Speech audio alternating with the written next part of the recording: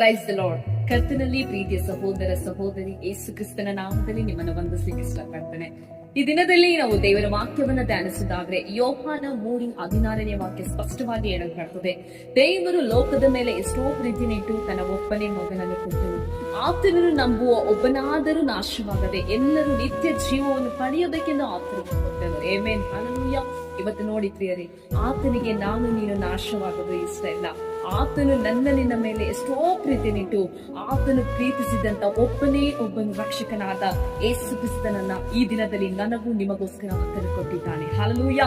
ಆತನನ್ನು ನಾವು ನಂಬುವುದಾದರೆ, ಆತನ ಮೇಲೆ ದೃಷ್ಟಿ ಇಡುವುದಾದರೆ, ನಮ್ಮ ನಿರೀಕ್ಷೆ ಆತನ ಮೇಲೆ ಇಡುವುದಾದರೆ, ಆತನು ನಮ್ಮನ್ನು ಉನ್ನತ ಸ್ಥಾನಕ್ಕೆ ಏರಿಸಲಿಕ್ಕೆ ಶಕ್ತನಾಗಿದ್ದಾನೆ. Amen, hallelujah.